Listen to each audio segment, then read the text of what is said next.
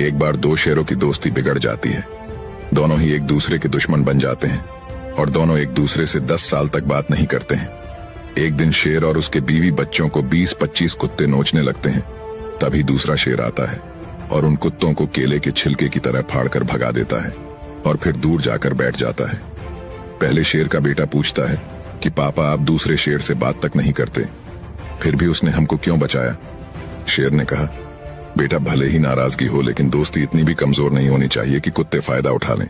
ये डॉक्टर इस दादी को जिंदा कर देता है, लेकिन दादी उठने के बाद डॉक्टर के चेहरे पर मुक्का मार देती है, क्योंकि दादी को जिंदा नहीं होना था और मरने के बाद अपने पति से मिलना था। एक दिन दादी अपने पति की फोटो लेकर सो जाती है और अचानक से उनकी आत्मा उनके शरीर से अलग हो जाती है और उसी समय वहाँ पर यमराज आते हैं। दादी तुरंत ही उन्हें अपने पति की फोटो दिखाती है और कहती है कि मुझे इनके पास ले चलो। फिर यमराज दादी के हाथ को पकड़ते हैं और उन्हें अपने साथ ले जाने लगते हैं। लेकिन तभी कैसे तो एक अनजान हाथ आता है और दादी खुद को हॉस्पिटल में पाती है और पता चलता है कि दुनिया के नंबर 1 डॉक्टर ने दादी को जिंदा कर दिया है। लेकिन तभी यमराज फिर से दादी की आत्मा को ले जाने लगते हैं। डॉक्टर को तुरंत ही पता चल जाता है, इसलिए वो अपने हाथों में ग्लव्स पहनकर दादी को एक जोर का झटका देते हैं और तभी यमराज को पता चलता है कि डॉक्टर ने फिर से दादी को जिंदा कर दिया है। अब डॉक्टर से परेशान होकर यमराज रिटायर्ड होकर यूट्यूब शॉर्ट्स देखने के लिए चले जाते हैं।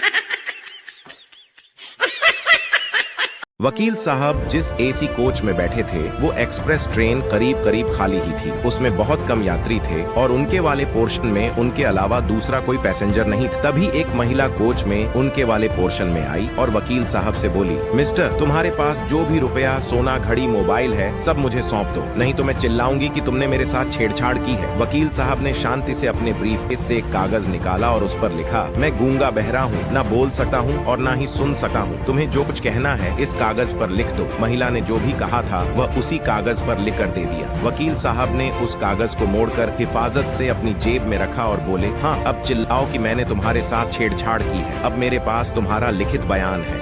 ये भगवान क्या जुल्म है। दो पागलों ने पागल खाने से भागने का प्लान बनाया।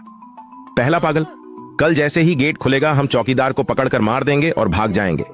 दूसरा पागल, हाँ, आइडिया अच्छा है। अगले दिन सुबह दोनों जैसे ही भागकर गेट के पास गए, देखा गेट खुला था, चौकीदार गायब था। पहला पागल, अरे यार, ये चौकीदार कहाँ गया? साला अगर वो होता तो हम प्लान के मुताबिक आज भाग सकते थे।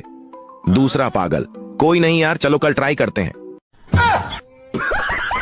एक बार एक हवाई जहाज में 5 लोग सफर कर रहे थे।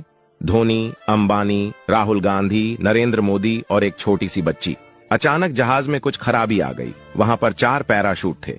धोनी बोला, मैं दुनिया का महान बल्लेबाज हूं, मेरा जिंदा रहना जरूरी है। फिर एक पैराशूट लेकर कूद गया। अंबानी बोला, मैं भारत के अमीर लोगों में से हूं, मेरा रहना जरूरी है। फिर अंबानी भी एक पैराशूट लेकर कूद गया।